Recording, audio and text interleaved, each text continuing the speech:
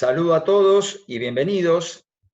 Yo soy Carlos Gandini, eh, contador, integrante de la Cátedra de Contabilidad 2, Ajuste y Evaluación. Y continuando con la modalidad virtual del dictado de las clases, vamos a abordar en la clase de hoy, en el día de hoy, un punto que integra el programa en la tercera parte. La unidad es la unidad 11 que abarca distintos puntos que llega hasta el punto 8. ¿Qué ocurre? Nosotros en el diagrama de lo que vamos a tratar en este momento lo vamos a dividir en dos bloques. El primer bloque va a tratar los puntos 1, 2 y 3, que serían hasta los criterios aplicables a bienes comercializables sin esfuerzo significativo. ¿Por qué? Porque para evitar que sea muy extensa la clase, lo vamos a fraccionar en dos bloques. Y desde el punto de vista de organización de la exposición, por ahí son los temas que van más asociados unos con otros, entonces nos permite efectuar un corte en este punto. Una recomendación breve antes de comenzar. Como verán, la intención es, cada uno de los docentes va aportando diferentes ideas en cuanto a la concientización del estudio de la materia. Lo primero que puedo llegar a comentar yo en esta instancia es que conozcan bien el programa. Ténganlo a mano cuando están estudiando, cuando están repasando, y fundamentalmente les va a servir cuando se presenten a dar examen. ¿Por qué? Porque la modalidad con la que veníamos tomando, o con la que venimos tomando, que es presencial, el esquema es, ustedes vienen con un tema preparado y después tienen que someterse a una serie de preguntas que vamos haciendo con relación a los distintos puntos del programa. ¿Cómo los referenciamos? Referenciamos a la unidad y el punto. Entonces, ustedes tienen que estar bastante duchos en el manejo del programa y ya, sobre todo, en asociar cada una de las ideas sobre las preguntas que le vamos haciendo en los puntos del programa. Entonces, programa bien conocido. Segundo, tratar de leer y manejarse también mucho con la bibliografía recomendada por la cátedra. ¿Por qué? Es muy importante que ustedes durante toda la carrera, los conceptos que van aprendiendo en cada una de las clases que les vamos dando los docentes, tengan asociados también a determinados textos. ¿Por qué?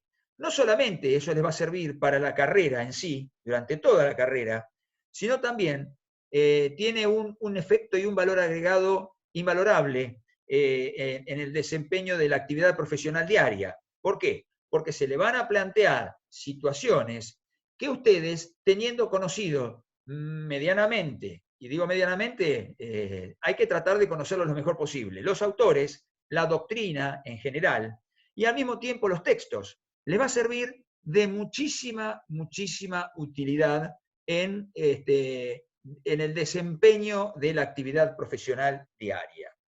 Dicho todo esto, en esta instancia vamos a comenzar entonces con el desarrollo de la unidad 11, que habla sobre los bienes de cambio, y voy a comenzar a compartir con ustedes distintos conceptos que se van a ir desprendiendo de lo que vamos a ir exponiendo en este momento.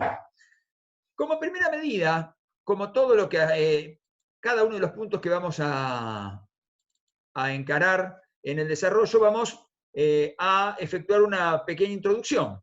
Entonces, nosotros ya vamos a hablar de bienes de cambio. Vamos a definir primero los bienes de cambio. ¿De qué estamos hablando? Primero, estamos hablando de bienes tangibles. ¿Qué particularidad tienen también? Deben ser propiedad del ente. ¿Y para qué los tiene? Para ser comercializados. ¿En qué tiempo? En el curso ordinario de la actividad del ente. Bien, a partir de ahí empezamos a efectuar distintas clasificaciones. son adquiridos para su reventa en el mismo estado en que se encuentran. Para otros casos, dependiendo de las características del ente, son producidos por el ente. Es decir, fíjense que en el primero estamos hablando de entes, organizaciones o empresas de carácter comercial. En el segundo estamos hablando de entes o empresas, organizaciones con sesgo productivo. Y a partir de ahí empezamos a determinar diferentes conceptos que se involucran dentro de lo que es genéricamente tomado como bienes de cambio. Tenemos la otra aseveración que dicen que son adquiridos y luego transformados en el proceso productivo en un nuevo bien. Dentro de estos tenemos ya, cuando empiezan a hablar de procesos productivos, encontramos ya que hablamos de productos que se encuentran terminados y otros que se encuentran en etapas intermedias de terminación. También debemos considerar que abarca este concepto a todos aquellos que están en determinadas localizaciones, ya sea que están en fábrica, en depósito, en locales de venta, y también aquellos que se encuentran en tránsito. ¿Por qué? Porque después ya vamos a ir considerando cada una de estas situaciones. Al mismo tiempo, esto también define un poco definido dentro de lo que es las características de los entes o las organizaciones a las cuales nos referimos contablemente. Tenemos entonces que hay empresas o entes de carácter comercial, industrial, agropecuarias, extractivas, sociales, deportivas. Cada una de estas también hace que se deriven en distintas características de los bienes que pueden incluirse. Entonces, empezamos ya a efectuar un detalle un poco más afinado cuando hablamos de aquellos que son adquiridos para su posterior comercialización, siempre y cuando correspondan a actividades normales del giro de la empresa. Es decir, no todos, lógicamente, los que corresponden para ser enajenados en relación a las actividades normales del giro de la empresa y que hacen al objeto del ente o de la empresa, esos son bienes de cambio. Ahora bien, cuando hablamos de los bienes de cambio y hablamos que corresponden a ese determinado ente u organización, está asociado a un concepto de inventario. Siempre es importante mencionar, y de hecho el concepto de inventario, que se apoya sobre dos pilares fundamentales. Primero, el inventario, que es efectuar el inventario. Tenemos dos cuestiones fundamentales que son, primero, lo que hace al control físico del inventario.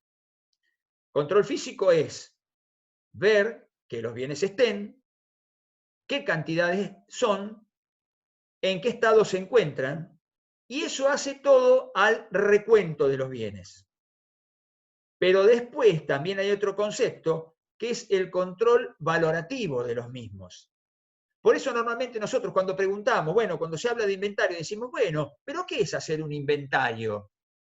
Y por lo general los alumnos dicen, bueno, efectuar el recuento de la mercadería.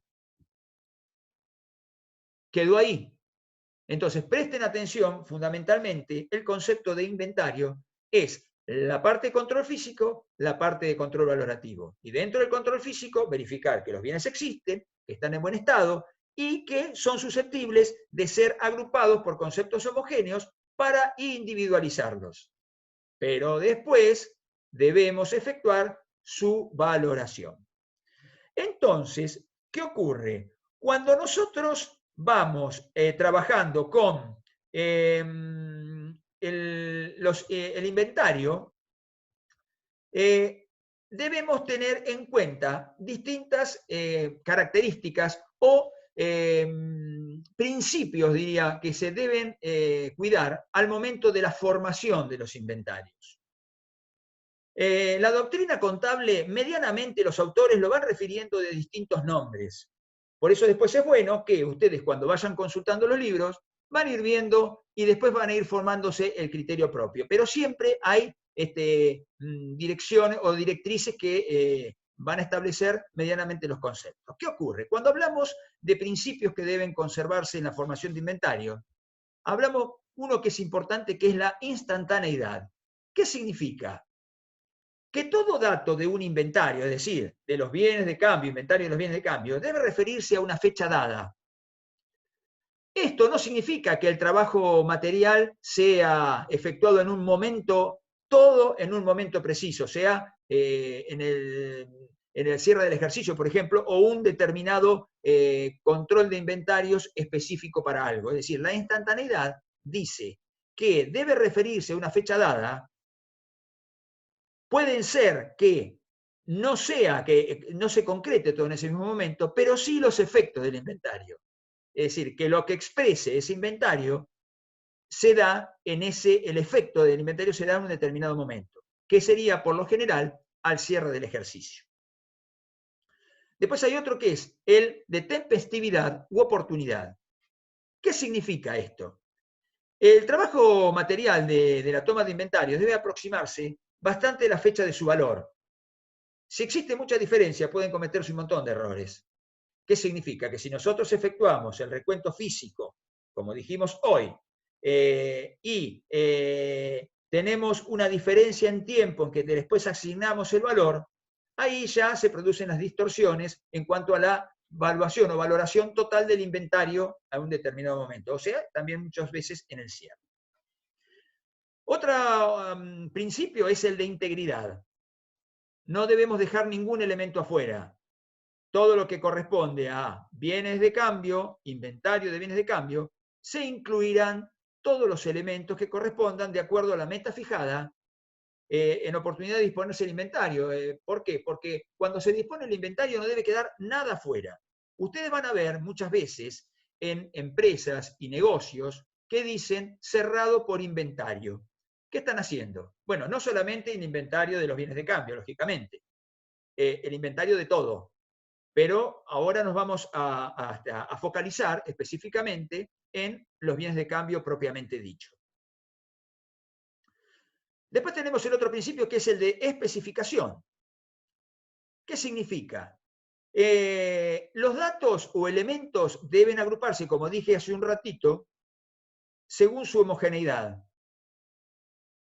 Ahí es que se debe especificar la característica que reúne cada uno de los grupos. La especificación viene también seguida por cuando especificamos en base a qué. Entonces debe haber homogeneidad. Todos los elementos del inventario deben ser homogeneizados en una expresión final. Y ahora entramos en la segunda parte. Ya estuvimos trabajando hasta acá, desde el punto de vista físico quizá, pero ahora empezamos a hablar en qué se van a expresar este inventario. ¿Cuál es el factor homogeneizador del inventario? Es la moneda de cuenta.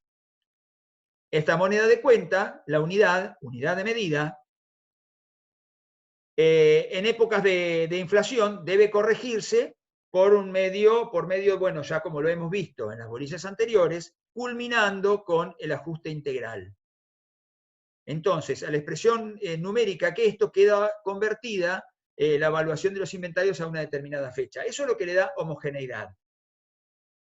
Ahora bien, con respecto a la conceptualización del rubro, más allá, ahora después vamos a ir volviendo sobre cada una de las precisiones que dimos, tenemos que tener en cuenta cuando hablamos de bienes de cambio, primero, de acuerdo a las características del ente que estamos tratando, del ente que estamos llevando adelante la contabilidad. Primero, tenemos entes industriales.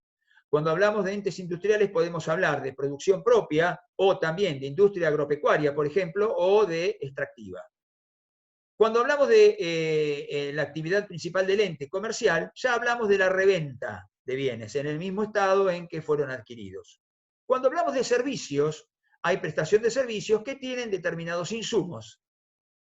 O sea que ya tenemos, de acuerdo a la actividad principal del ente, tenemos industrial, comercial y de servicios. Ahora bien, cuando hablamos de bienes y un determinado proceso productivo, es decir, cómo plantamos los bienes de cambio en un determinado proceso productivo. los plantamos o los conceptualizamos primero como materia prima. Segundo, como productos en curso de elaboración. Tercero, como productos elaborados.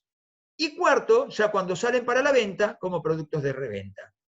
Eso desde el punto de vista de la relación, ¿cómo lo vamos a conceptualizar? Desde el punto de vista de la relación entre los bienes y el proceso productivo.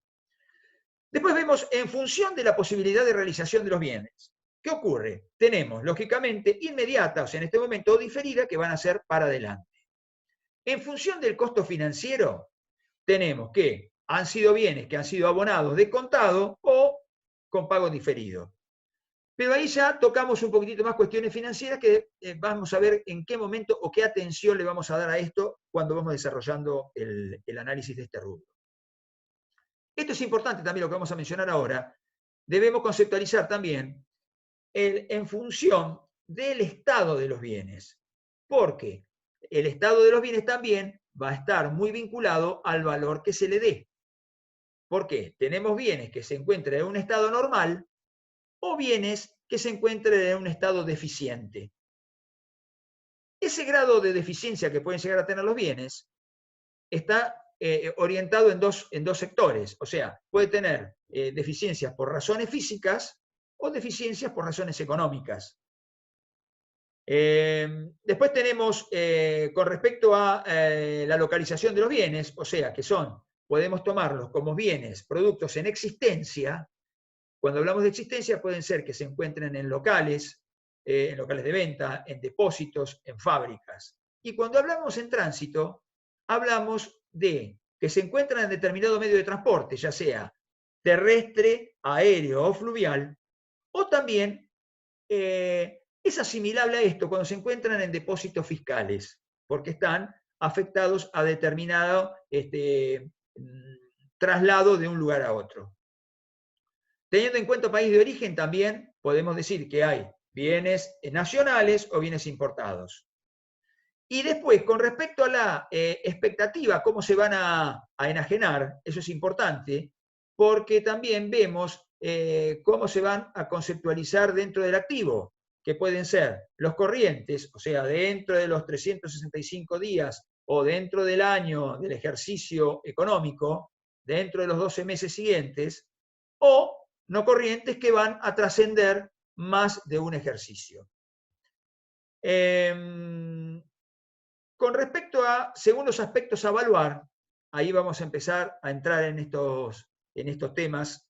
Primero tenemos cómo se evalúan en el momento de la incorporación al patrimonio, después la existencia en un determinado momento de la vida del ente, generalmente al cierre del ejercicio, y después cuando se han vendido, o sea, el costo de lo vendido. Acá vamos a entrar a hacer diferencias entre el costo de lo que se vendió, lo que se fue, o sea, el valor de lo que se fue, y el valor de lo que queda en stock.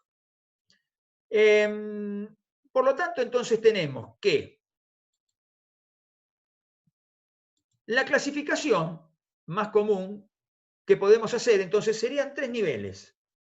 Los que están listos para ser comercializados, los que están en proceso de elaboración y los que arrancan en todo este proceso de elaboración, que están consignados como las materias primas, materiales y o partes componentes. Dentro de esto, entonces teníamos lo que estuvimos mencionando recientemente. Ahora bien, ¿cómo empieza todo el proceso del reconocimiento contable de estos bienes? Los mismos deben reconocerse o deben incorporarse contablemente cuando reúnan sus características, tienen características distintivas. Primero, que estén bajo el control del ente, permitan la obtención de beneficios en un futuro con su enajenación y sean factibles de asignárseles un valor o costo. Entonces, vamos a trabajar primero, que pertenezcan al ente. ¿Cuándo pasan a ser propiedad del ente? De la empresa o organización. acá empezamos a manejar conceptos temporales. Hablamos de momentos. Nosotros tenemos que los bienes adquiridos, ¿cuándo pasan a ser propiedad del ente?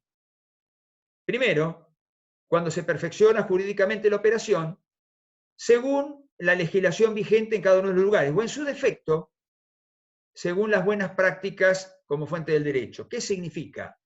Cuando se produce la tradición de la cosa en el lugar o ubicación o sitio previsto.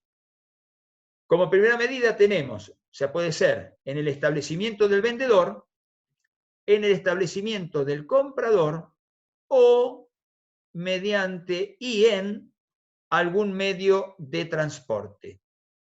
¿Por qué es esto? Porque acá vamos a estar trabajando sobre determinadas situaciones donde empezamos a manejar la pertenencia.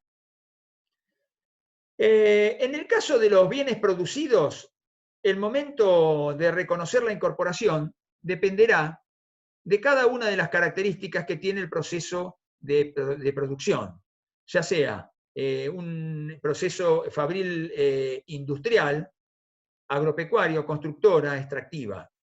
Ahí va a determinar las características del producto de acuerdo a su incorporación dentro del proceso productivo. Ahora bien, vamos a hacer un poquitito de introducción al concepto de perfeccionamiento jurídico. Si nosotros hablamos, el Código Civil, en muchos casos, y de hecho es así, que dice, ¿dónde se produce la tradición de la cosa? Primariamente, en el momento donde la cosa se hallaba al momento de la operación, o sea, en el momento de la venta. O sea, el lugar es donde la cosa, el bien, se hallaba en el momento de la venta. O cuando son remitidas al comprador y éste no estipula un lugar determinado, el envío a su domicilio implica la entrega efectiva.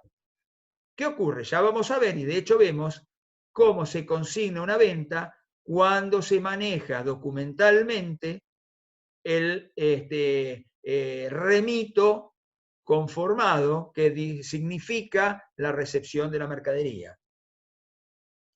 Ahora bien, nosotros tenemos que establecer la localización de las mismas. Cuando hablamos de que está localizado la operación o que el vendedor está en extraña jurisdicción y el comprador está en otra, empiezan a jugar, por ejemplo, en el caso de operaciones, transacciones a nivel internacional, los conceptos de lo que normalmente se habla de adquisiciones con cláusula SIF y adquisiciones con cláusula FOB.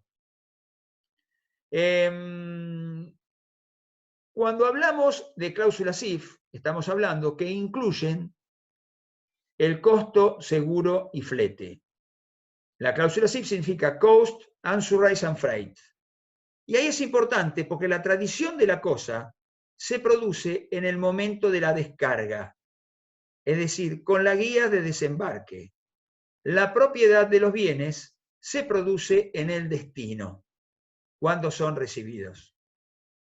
Ahora, utilizando la cláusula FOB, Free on Board, la tradición se produce con la guía de embarque, es decir, los gastos y riesgos corren a cargo del comprador, o sea que son bienes desde el origen, con uno en el destino y con el otro en el origen.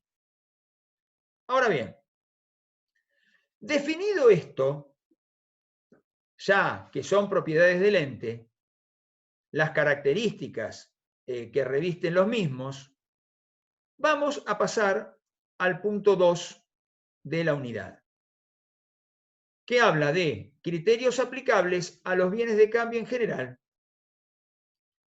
Y podemos hablar entonces principalmente que acá el objetivo claro es establecer la base conceptual y doctrinaria contable por medio de la cual vamos a llegar a dos conceptos.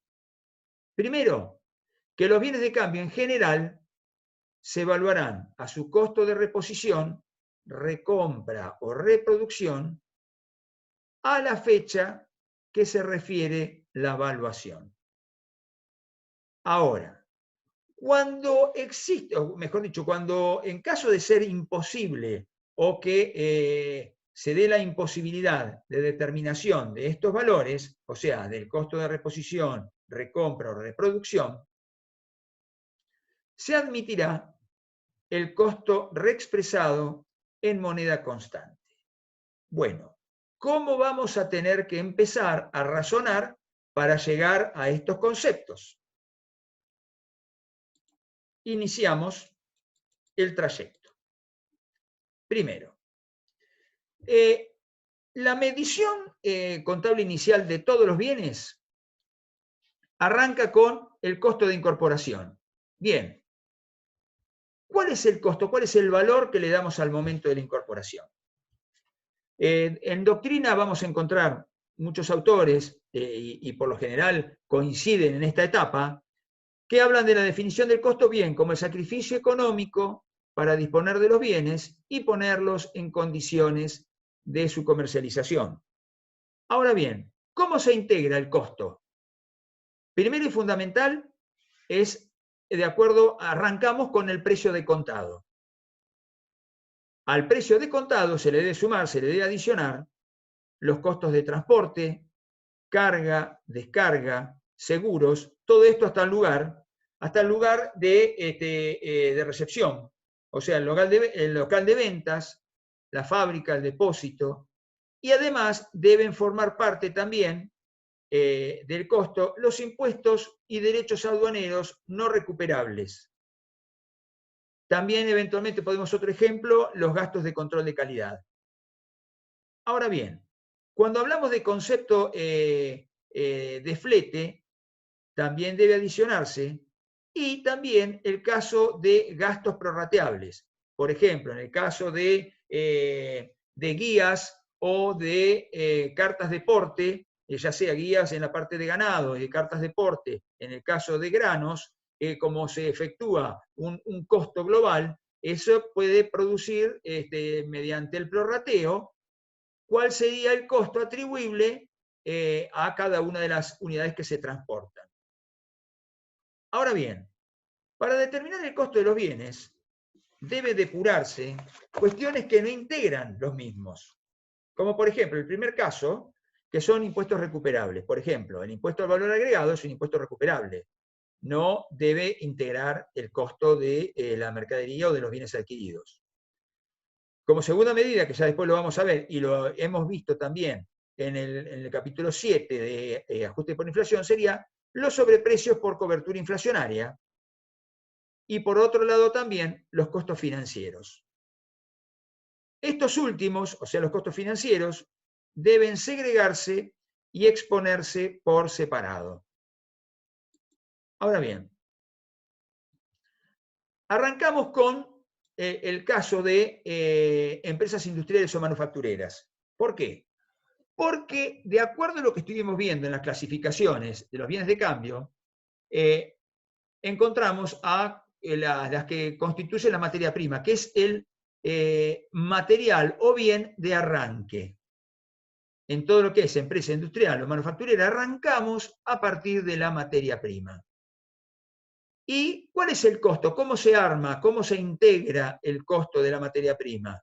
Primero, lógicamente, con la factura del proveedor neta de bonificaciones, descuentos comerciales. Y a esto se le debe adicionar todos los gastos generados hasta el depósito del comprador. A partir de ahí, ya tenemos el costo de la materia prima. Después debemos cargarle la mano de obra, pero la mano de obra afectado, o sea, del personal, afectado en forma directa al proceso productivo.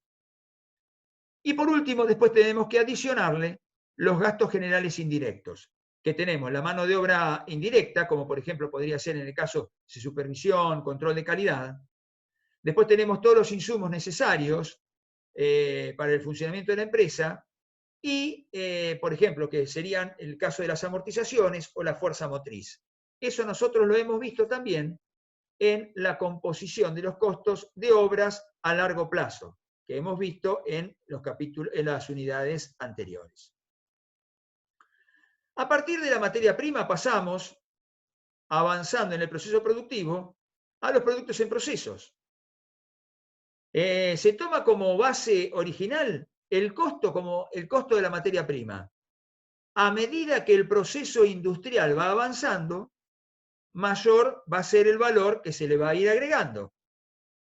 Por lo tanto, el producto en proceso va a tener un valor mínimo que va a estar dado por el costo de la materia prima y un valor máximo que va a estar dado por el costo integrado de los productos terminados. Acá entonces entramos a, como les mencionaba hoy, la generalidad de la doctrina, y de hecho es así, sostiene que en el caso de los productos en proceso, el valor de los mismos es una cuestión puramente de costos y su determinación. ¿Qué significa? Cuando vos y uno desde el punto de vista contable tiene que asignarle el valor a un producto en proceso, empieza a rastrear desde la materia prima y le va incorporando el resto de los costos, o sea, la mano de obra directa y los gastos indirectos. Por eso es que se habla de que el valor del producto en proceso es pura y exclusivamente una cuestión de costos y su determinación. Ahora vamos a entrar a analizar cada uno de los conceptos que integran ese valor. Primero, el precio. Cuando hablamos de precio de contado, el precio de contado significa que le estamos introduciendo determinadas deducciones. Como primera medida, deben cualquier cosa que incluya descuentos. ¿Por qué? Porque el descuento es un concepto financiero. Un descuento es la diferencia entre un valor a futuro, si lo pagamos a futuro, y lo pagamos, si a futuro tiene un determinado valor y lo pagamos hoy, ese descuento no debe ser tenido en cuenta. Por ejemplo, los descuentos por pronto pago aparecen cuando los precios no son de contado, sino que incluyen intereses a cierto plazo de financiación. La deducción de esto siempre debe proceder, ya sea que se trate de un pago de contado o diferido, ya que el costo de la financiación no debe formar parte del costo del bien. Es decir, cualquier costo de financiación que se haya determinado debe detraerse de ese valor. Otro concepto importante que debe detraerse son los intereses implícitos. O sea, que en un momento vimos todo lo que es cuestión explícita. Ahora vamos a los intereses implícitos. ¿Qué significa? Que aunque se opte por pago a plazo, los intereses no deben incorporarse. Cuando los intereses no se pactan explícitamente por estar incluidos en el precio, deben segregarse. Es decir, cuando existen esa cuestión que los intereses están implícitos en el valor, deben segregarse. Otro concepto que también ya lo hemos visto en el ajuste integral por inflación, habla de los sobreprecios inflacionarios. En la modalidad, en las actividades comerciales, ¿cuándo ocurren los sobreprecios inflacionarios? Cuando los vendedores calculan no solo el interés, sino también efecto inflacionario. ¿Qué ocurre? La expectativa inflacionaria tiene mucho que ver con la determinación de los precios. Por lo tanto, podemos hablar genéricamente que la determinación de precios está basada también en tres conceptos, es decir, los precios incluyen tres conceptos. Primero, el precio de contado. Segundo, contempla los intereses previstos por el plazo acordado, es decir, por el valor tiempo del dinero. El valor tiempo del dinero representa un interés. Y después tenemos el sobreprecio calculado según expectativa inflacionaria. ¿Qué ocurre? Siempre se tomará el valor de contado y se procederá a segregar el interés y los sobreprecios. Ahora, puede ocurrir que tanto los sobreprecios como los intereses sea muy difícil de escindir ambos entre ellos. Podemos separar lo que es el precio de contado de la otra segunda masa, que es el interés y el sobreprecio. Si no se pudieran separar esos dos, estos mismos se van a devengar en forma conjunta, ya que en última instancia los dos son resultados financieros. Entonces, en este caso convenimos que los sobreprecios inflacionarios también deben segregarse. Después tenemos el caso de las bonificaciones sobre compras. Este no es un concepto financiero, sino que es más un concepto comercial.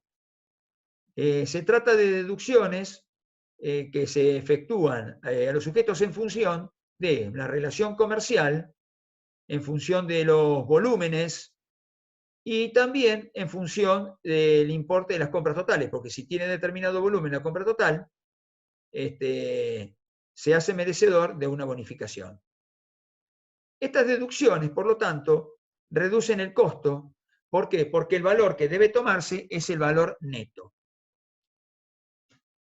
Ahora bien, cuando hablamos de los costos dentro de cualquier sistema de asignación a los mismos, deben ser aplicarse uniformemente de ejercicio en ejercicio para hacerlos justamente comparables. Si eventualmente se efectuara una modalidad diferente de un ejercicio al otro por alguna razón, deben consignarse en notas a los estados contables. Ahora bien, ¿qué ocurre? Nosotros vamos asignando valores, pero como hablábamos en unidades anteriores, todos tienen un límite. Ya vamos a empezar a introducirnos en conceptos importantes, que es el valor recuperable. El valor recuperable es comparar los valores de las existencias inicialmente medidas a su costo de incorporación con el valor recuperable. Ningún activo puede medirse por encima de su valor recuperable. Y ahora entramos a terciar con los valores y las instancias temporales de los mismos. ¿Por qué? Porque si nosotros vamos a hablar de dos momentos en los criterios de evaluación. Y con esto vamos a hacer un pequeño raconto para traerlo hacia la unidad que vamos a desarrollar. Nosotros cuando hablamos de criterios de evaluación, hablamos de dos momentos, un momento pasado y un momento presente. Cuando hablamos del momento pasado, hablamos de costo histórico, o sea, de valor de incorporación al patrimonio. Y cuando hablamos de momentos presentes, hablamos de valores corrientes en cada uno de los cierres del ejercicio. Desde el punto de vista de concepto de los valores corrientes, como veníamos razonando ya con las bolillas anteriores, tenemos los valores corrientes que son valores corrientes de entrada, que podemos hablar de reposición, o valores corrientes de salida, con las salvedades que después vamos a hacer, que son de realización. Para su evaluación, al cierre del ejercicio, si se utilizan valores del pasado, o sea, costo histórico, se utilizará como su valor al cierre del ejercicio al costo originalmente incurrido y además para la determinación del costo durante el ejercicio se utiliza algún sistema de asignación de costos a las unidades que salieron del patrimonio y también a las que quedan en existencia. A las que salieron del patrimonio, después ya lo vamos a ver en la unidad, en el punto específico, que hablamos de los sistemas que son de PEPS, WEBS, costo promedio ponderado, que ya lo vamos a ir tratando en cada uno de los momentos. Es decir, que cuando hablamos ya de asignación de valores, ya empezamos a manejar dos cuestiones. Una, darle el valor a la mercadería que se fue, que se denomina técnicamente costear, y darle el valor a la mercadería o bienes de cambio que se han quedado en el stock, que hablamos de valuación. Es decir, costear es darle valor a lo que se fue y valuar es a lo que quedó. Cuando hablamos de, esto hablábamos de valores del pasado, o sea, está vinculado con el costo histórico, que después vamos a ver con su unidad de medida. Y cuando hablamos después, cuando se utilizan criterios de valor corriente, ya hablamos de criterios del momento presente. Vamos después a introducirnos en las características de cada uno de los bienes de qué se trata. Ahora bien, cuando hablamos de los criterios de evaluación, los mismos van a ir comparándose con sus determinados y respectivos valores límites. ¿Por qué? Cuando hablamos de medición de costo, el valor límite de evaluación al costo es el valor de mercado, estableciendo también que vamos a ver cuál es el valor corriente en ese momento. Y cuando hablamos de medición o de criterio de medición o evaluación a valores corrientes, vamos a tomar como límite el valor recuperable. Esquematizándolo más esto, vamos a ver que cuando se utiliza el criterio de evaluación al costo, por aplicación de las normas contables del pasado, se debe comparar con el de valor de mercado y se va a tomar el menor con aquel concepto y criterio de prudencia que habíamos hablado ya en determinados momentos de la materia y en materias anteriores. Cuando se utiliza el criterio de medición o de evaluación a valores corrientes, el límite será el valor recuperable, tal como lo vamos a ir analizando. Ahora bien, ¿cómo funciona el mercado, o sea, el valor de mercado como límite? Surge como producto de comparar el costo con el valor de mercado, considerando al mismo, a este valor de mercado, encabezado o individualizado por la reposición, recompra o refabricación. Acá ya empiezan a aparecer la modalidad específica de evaluación de los bienes de cambio cuando hablamos que ya hablamos de conceptos de reposición, recompra o refabricación. Tomando como valor límite también al valor neto de realización y como mínimo al valor neto de realización menos el margen de utilidad normal. ¿Qué significa?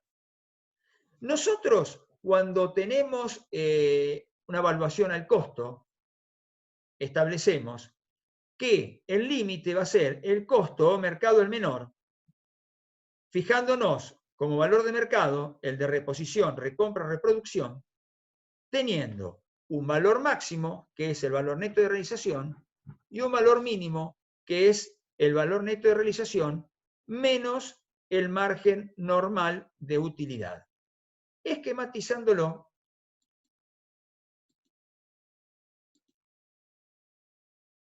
vamos a analizar cada uno de los componentes. Cuando hablamos de compra o reposición, el concepto de reposición es más adecuado que el de compra. ¿Por qué? Porque da una mejor idea de la inclusión. Incluimos todos los gastos posibles, como fletes, derechos y cualquier otro gasto necesario para la disposición de ese bien. Es decir, que la reposición abarca al precio de compra más todos los gastos necesarios para su disposición. Cuando hablamos del concepto de reproducción, se aplica específicamente a los productos en proceso y productos terminados sobre la base de precios de mercado para la materia prima. Por un lado, para la mano de obra que surge de los convenios vigentes y los gastos indirectos de fabricación corriente. ¿Qué significa? Acá empezamos a hacer jugar los valores, cómo se determina el valor de mercado entre el costo de reposición, el valor neto de realización y el valor neto de realización menos el margen de utilidad bruta normal.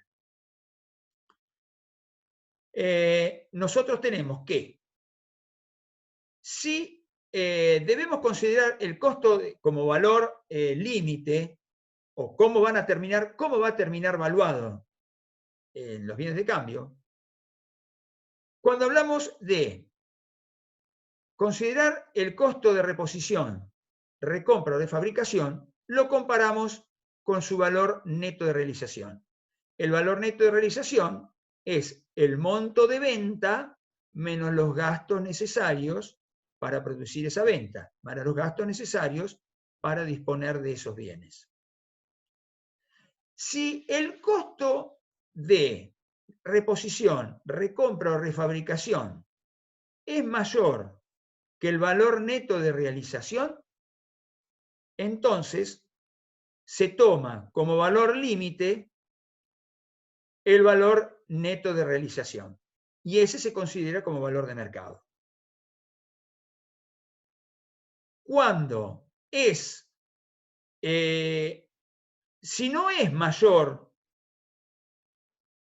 que el valor neto de realización, o sea, es menor, y si es menor que el valor neto de realización menos el porcentaje de ganancia bruta,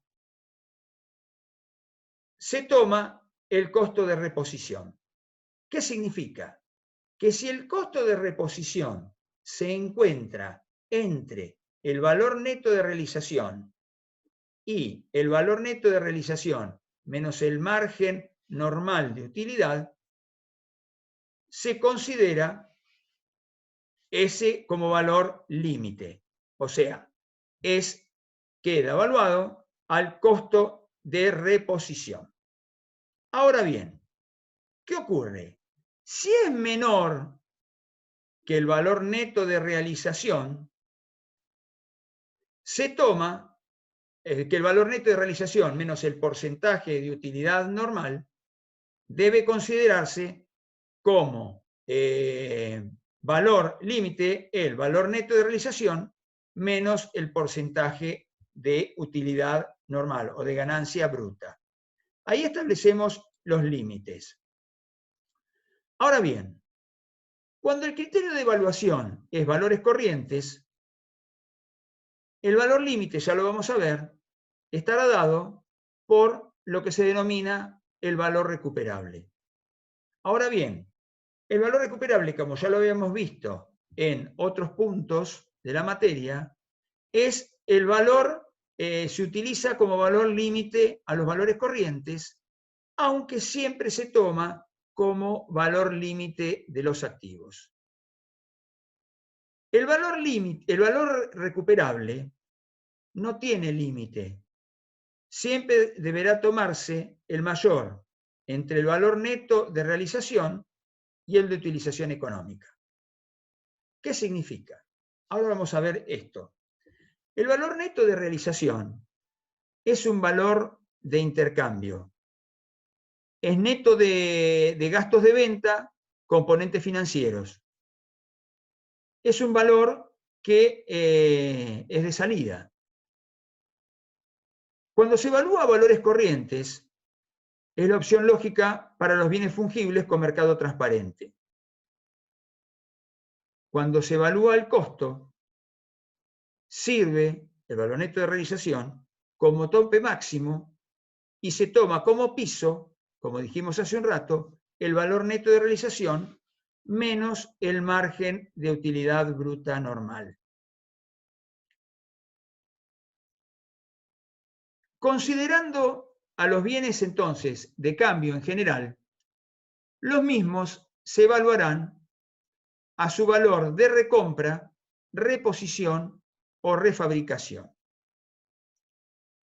No deberán medirse a ningún valor corriente de salida. Porque, ¿qué ocurre? Si nosotros estuviéramos tomando los bienes de cambio en general a un valor corriente de salida, se estarían reconociendo anticipadamente resultados provenientes de actividades comerciales que todavía no fueron realizadas y demandarían, por ejemplo, esfuerzos razonables, que estaríamos hablando entonces que estaríamos en el caso, entraríamos ya en el caso de los bienes que vamos a empezar a clasificar como los que son comercializables sin esfuerzo significativo.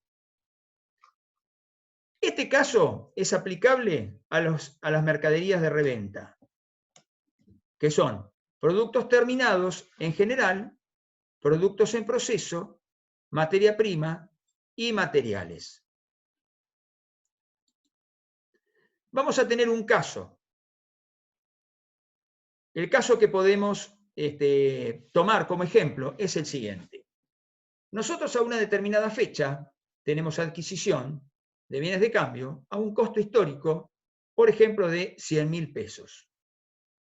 El proceso inflacionario genera, medido desde el valor de origen a la fecha de reexpresión de los estados contables, un coeficiente del 1,7, que significa que la inflación desde la fecha de origen a la medición del cierre era del 70%. Procedemos a reexpresar ese bien y nos arroja que 100.000 por 1,7 nos da un valor expresado de 170.000 pesos. Ahora bien, el valor de reposición en el momento en que se efectúa la evaluación es de 160.000 pesos. Es decir, ya aparecen dos componentes. Primero aparece el costo y después aparece la reposición. Ahora vamos a sumarle el otro dato que manejábamos, el valor neto de realización. ¿Cómo se integra el valor neto de realización?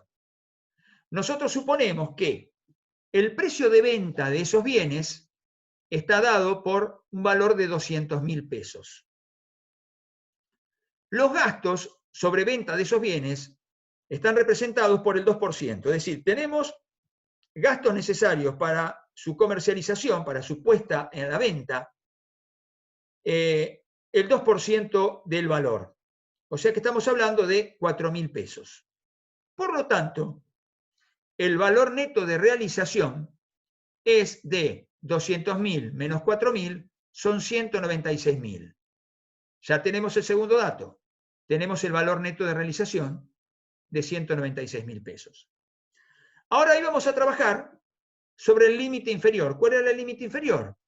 Era el valor neto de realización menos el margen de utilidad normal.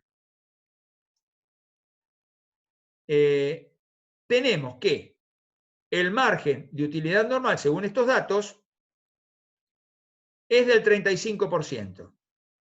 Entonces, si teníamos un valor neto de realización de 196.000 pesos, a este le aplicábamos, le deducíamos el 35%, que es el porcentaje de margen de utilidad normal, nos arroja un valor de 127.400. Y aquí estaríamos tomando el límite mínimo. Es decir, ¿contra qué parámetro estaríamos comparando el valor reexpresado de los bienes al cierre del ejercicio? Aquí ya tenemos el costo reexpresado, y tenemos establecido también el valor de mercado o valor de reposición que nos va a establecer cuál va a ser la magnitud a la cual va a quedar expresado el rubro, va a quedar expresado en este caso las mercaderías. Debemos comparar el valor expresado, que son los 170.000, versus el valor que se toma como valor de mercado, que para este caso es el de reposición, porque queda en el medio entre el valor neto de realización y el valor neto de realización menos el margen de utilidad normal. Esto se va a ver reflejado en el asiento contable, que lo vamos a tener expuesto acá como continua. ¿Qué significa? Que nosotros efectuamos un ajuste del valor de la mercadería desde los 100.000 hasta los 170.000, con lo cual los 70.000 lo conceptualizamos como RECPAM. ¿Por qué? Porque es el producto del índice inflacionario desde el valor de origen a la fecha de reexpresión. Es decir, había un 70%. Eso es lo que representa el RECPAM. Pero ¿qué ocurre? Nosotros hemos llevado el valor a 170.000, pero en realidad el valor al que debe quedar valuado ese bien de cambio es 160.000.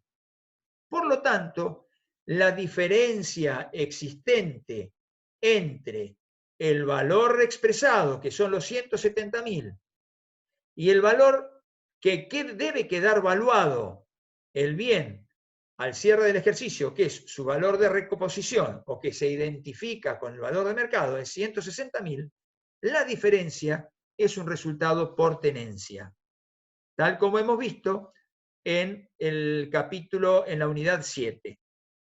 Por lo tanto, el valor al que queda valuado el bien de cambio al cierre del ejercicio no es 170.000, que es producto de la reexpresión, sino que es 160.000. La diferencia entre ambos representa un resultado por tenencia negativo.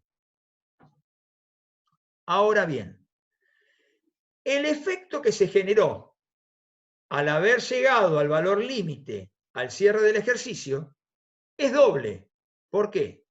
Porque tenemos un resultado generado por la inflación y al mismo tiempo un resultado generado por la tenencia, que se produce al comparar el índice específico de evolución de ese bien de cambio versus el índice general de inflación. Siempre el resultado por tenencia es producto de la comparación entre el índice específico versus el índice general de inflación.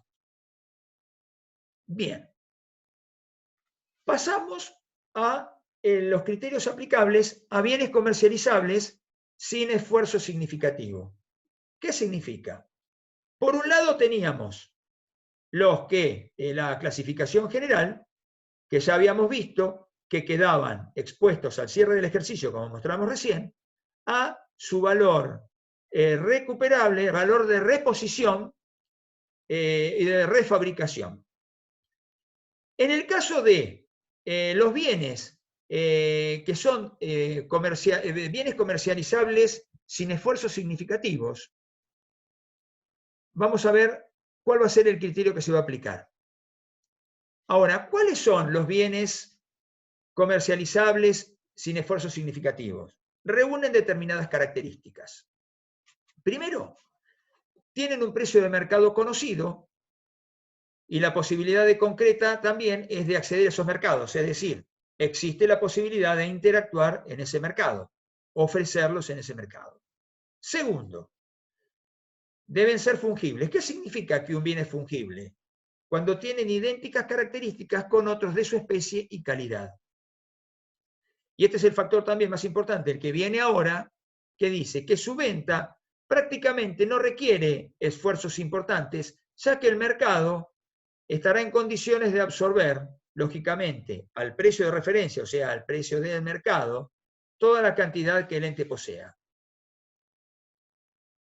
Ahora bien, estas condiciones van a variar de acuerdo al lugar y del mercado donde se opere.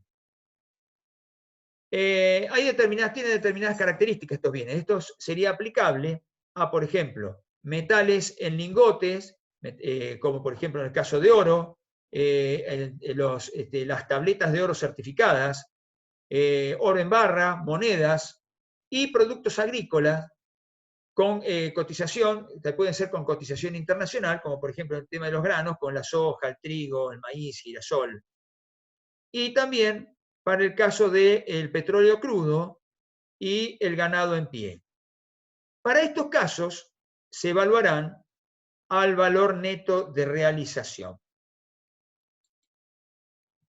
Vamos ahora a ir conceptualizando o parametrizando estos bienes. Como habíamos definido hace un rato, se tratan específicamente de bienes de cambio fungibles, con mercado transparente y que pueden ser comercializados sin esfuerzo significativo de venta. Entonces se terminarán valuando a sus respectivas cotizaciones a la fecha del cierre de los periodos y mercados a los que normalmente accede el ente. Fundamental es neto de costos adicionales. O sea, acá estamos hablando de valor neto de realización.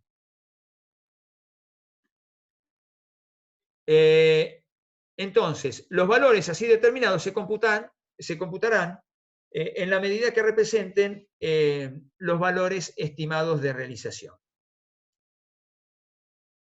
Este es el caso de bienes que son propiedades del ente y están para ser enajenados. Su venta no demanda esfuerzos significativos, por lo tanto, el valor neto de realización es la mejor medida de su valor corriente. Y en este caso coincide con el valor recuperable. ¿Por qué? Porque indudablemente el valor de transabilidad de esos bienes es su valor neto de realización. Por eso es que los mismos quedan valuados al cierre a su valor neto de realización.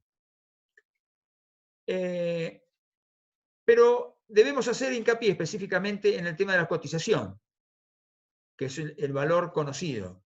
¿Qué ocurre? La doctrina por lo general considera que cuando la cotización es fluctuante o está afectada por cuestiones transitorias, deberá tomarse como un valor distinto de cotización. Pero es muy difícil, es improbable que esto ocurra, porque en realidad la cotización es la que maneja o es el precio que hace coincidir la oferta y la demanda.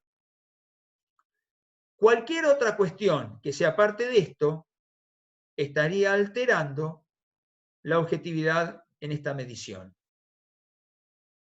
Puede ocurrir también que si eventualmente la masa de bienes a ser transables o a ser vendidos es tan grande que puede hacer disminuir la baja de los precios. Entonces, por lo tanto, es recomendable estimar un valor de precio razonable que se le pueda asignar a esa existencia. Es decir, apartándonos de la cotización, que es el valor de la confluencia entre las dos partes de oferta y demanda, la determinación del valor es muy improbable porque ya se alteraría la objetividad en la medición. Ahora bien, terminado hasta este punto, vamos a hacer un paréntesis y después vamos a ir retomando desde el punto 4 en adelante.